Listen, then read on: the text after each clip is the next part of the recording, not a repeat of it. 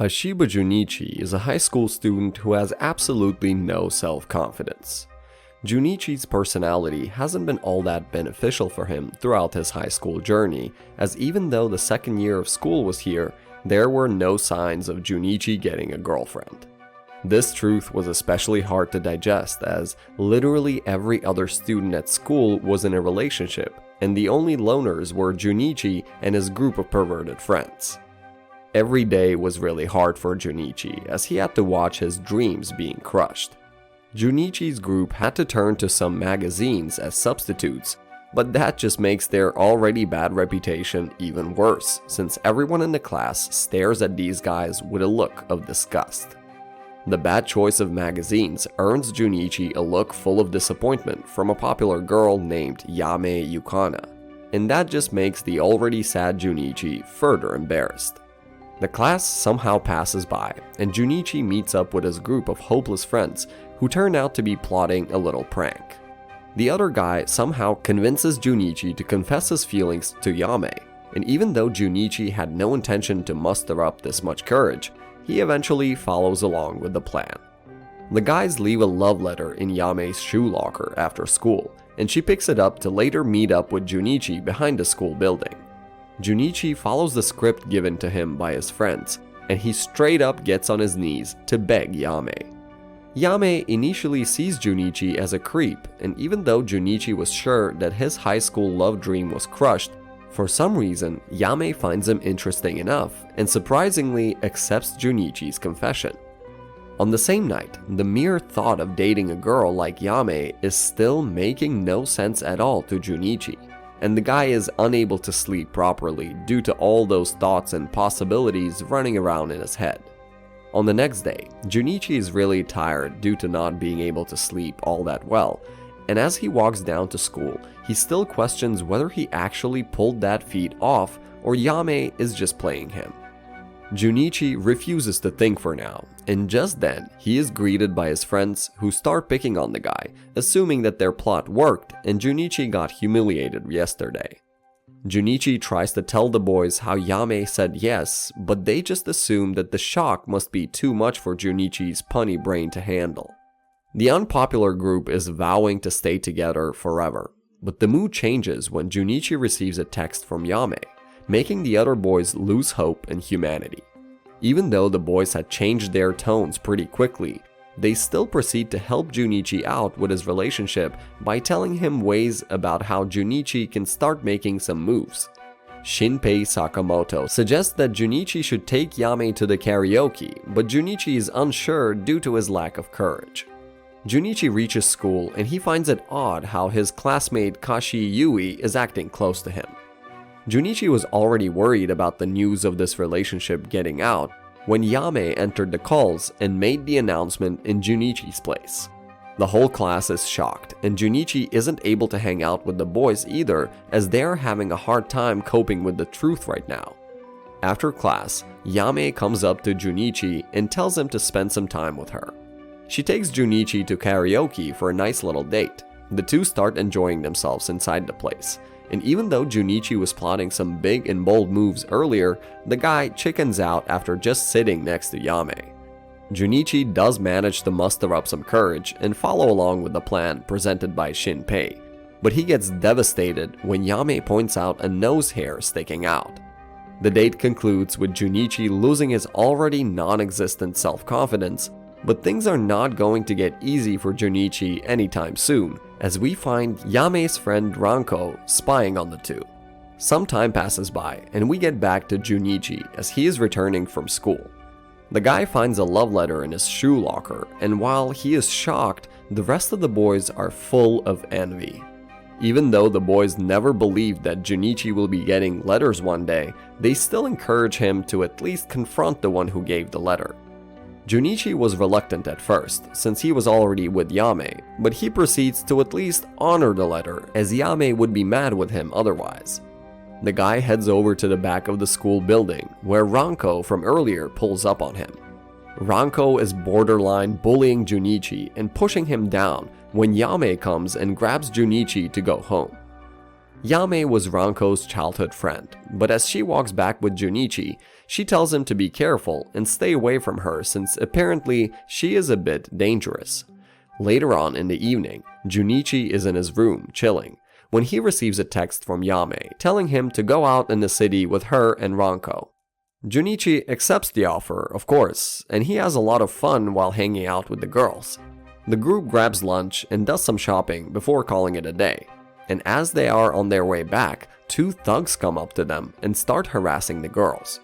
Junichi tries to man up for once, but he is so weak that he easily gets shoveled to the side.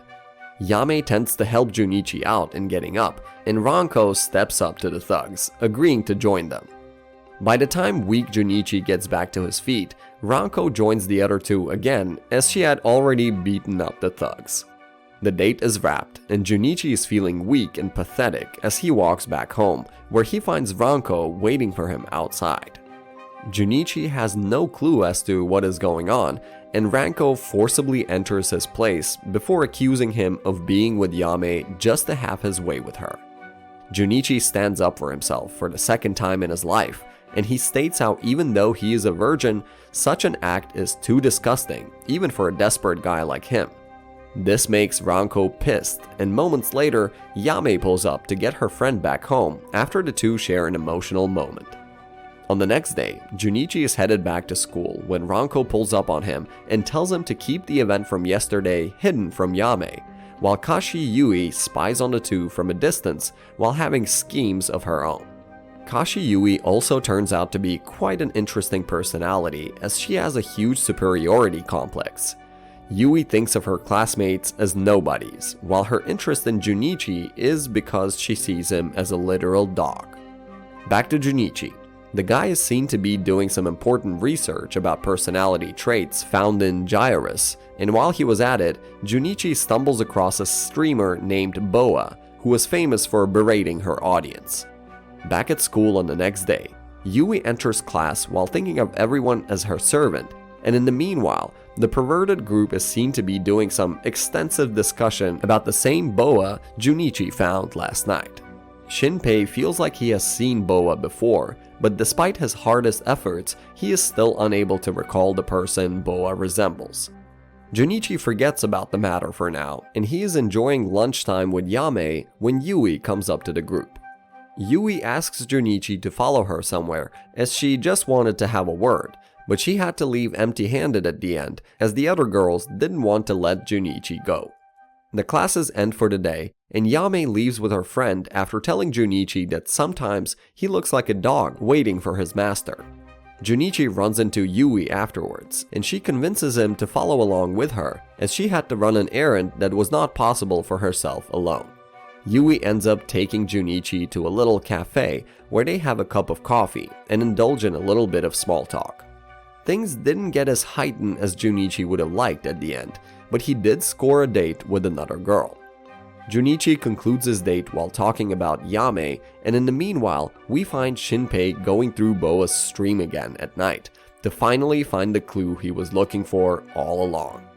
The next day at school, Yui comes to school and she is having a word or two with Junichi when Shinpei takes the sneaky little picture he wanted. Shinpei gathers the rest of the group afterwards, and in Junichi's absence, he reveals how the girl Boa resembles is none other than Kashi Yui from their class. As the boys were discussing this important matter, Junichi is approached by Yui again, who this time takes him to the school roof for a personal favor. As the two reach the roof, Yui confesses her feelings to Junichi, and she tells him how she wants him to break up with Yame for her sake. Junichi naturally declines, since the chances of him hitting a jackpot like that were zero, but this just makes Yui blow up, as now she starts whining like a little child about how Junichi should act like a nice and obedient dog. After not being able to convince a loser like Junichi, Yui plays her ace card and starts blackmailing Junichi to do as she says, or else she will leak the footage of their date. Yui's plans end up failing when Ranko pulls up with the boys and makes Yui leave, threatening to leak her identity as Boa. The day ends on a good note for Junichi as Yame reassures him that she trusts him with all her heart. Time continues to pass by, and one morning, Junichi is woken up in his room by a little pink-haired girl. The girl acts as if she already knows Junichi pretty well, but our guy seems to have no clue about who she is at all. After our genius is not able to remember her, the girl introduces herself as Nene, Junichi's childhood friend. Nene was dressed just like Yame for the sake of getting some attention from Junichi, and even though Junichi only thought of her as a younger sister, Nene sticks close to him as the two walk to school. While the pair are walking down the road, the rest of the boys pull up, and they are equally mad at just how lucky Junichi has been recently, even though he was a loser just like them a little while ago. Nene introduces herself, and with her age revealed, the boys prefer to enter that stoic mode since they didn't want to catch a case. Junichi makes it to school after a while, and at the entrance, he runs into Yui again, who now tries to make amends for what she tried to do to Junichi earlier. Yui was scheming something when Nene catches up to Junichi, and she absolutely humiliates Yui by making fun of the way she talks. This action-packed morning kind of made Junichi extremely tired already, but Yame cheers him up as the rest of the friends continue to burn in the flames of jealousy. Junichi later joins Yame for lunch, and while they are enjoying themselves, the group is joined by Nene, who tries to act rude, but the others find her fake accent kind of cute and her attitude gets laughed off. Nene is rather disappointed at how she is unable to garner attention despite her getup, but on the next day, as Junichi was with Yame, she comes up to him and starts clinging to him, with Yame seemingly not minding this at all. Time flies by, and with the summer holiday coming close, Junichi enters the class to find his friend plotting something once again. The boys ask Junichi about the progress he has made in his relationship, and since naturally it wasn't all that much, the generous friends that Junichi has offered to help him out with exactly that. The guys propose Junichi set up a king's game at Yame's place, and later on, wondering about the same plan leads Junichi into getting Yame a little upset. Junichi cheers her up when he requests to visit her place after school, but the guy just makes things awkward again due to his lack of game when he reveals how he also invited all of the other friends. Yame agrees to the whole group coming over, and Yui is seen to be overhearing this conversation. Later on in class, Yame tells Junichi to wait for her outside school so they can head over to her place, but while he is waiting, Junichi is cornered by Yui, who further pressures him to the point where he ends up inviting her to the gathering as well. Junichi follows Yame afterwards, and he is rather pleased by the interior of her room. The rest of the group arrives quite soon, and things are pretty pleasant, until the perverted group pulls up in their favorite anime outfits. The king's game commences, and everyone enjoys playing together, even though Junichi gets slapped a time or two. Things were going normally until Shinpei began plotting again. He lets Junichi in on how he plans to get this game intimate, but for the sake of saving the girls, Junichi rigs the already rigged game and in the end suffers some massive backlash from his decision. After the game was over and the crew had nothing to do, Yame invited everyone on a summer holiday. And since they had inadequate funds, the friends decided to get part-time jobs together. With around 40 days left for the summer holidays, Junichi's group gathers once again during the school time breaks, and this time they start brainstorming ideas to make a lot of money quickly. Despite their pervertedness, the boys were actually quite sharp as they decided to make use of their useless anime knowledge. The plan was to apply for jobs that were somehow related to otaku culture, so they wouldn't need any prior experience, and it did work pretty well to say the least. Minoru got a job in a daycare center, and Shinpei scored a job at a local manga store alongside Ishida. The boys had recommended Junichi to work at a cosplay cafe in their kitchen, and Junichi was welcomed with a pleasant surprise as all of the girls were also going to work at the same cafe.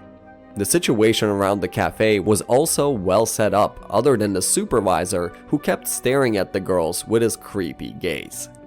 The group got to work instantly, and while the girls were working as maids with Junichi behind the scenes, our other two boys were doing more than their boss ever expected. All of the friends kept up the good work, and Shinpei even managed to get authority over handling the store with the level of return on investment he gave to the shop owner. Days passed by quickly, and as Junichi was looking forward to the day before payday, the supervisor seemingly had a scheme up his sleeve as well. Junichi reaches the cafe to find out how the supervisor has set up a special event, and they are supposed to read novels to the customers. All was well until the novel turned out to be filled with degeneracy, and that led to Junichi standing up to the supervisor for the girls. Naturally, the supervisor didn't bother to listen to Junichi's rhetoric, but that was where Yui came in and saved the day with a bit of blackmailing by contacting the cafe owner. At the end of the day, the students get their hard-earned paychecks, and Junichi walks back home with Yame, who is looking forward to the time they will be spending on this long-awaited vacation. School concludes after a week or two, and our group gathers together to head out and have some fun. The first place the group visits on the vacation was the beach, and even though the guys were hyped at first, at the end of the beach trip, both Shinpei and Ishida decide to come up with another scheme since they won't be getting close to any women otherwise. The group heads over to enjoy a barbecue in the evening, and at that time, these two pull up on Junichi, telling him that they need his help with a new job. The guys put on their suits so they can have a vantage spot and peep at the women's bath, but as they enter the forest on their way, they come across a ton of traps. The guys assume that Junichi is the one behind this again, so they turn on him and lead him to fall into the river. The other two guys face defeat at the hands of these traps as well, and before passing out, they activate some fireworks.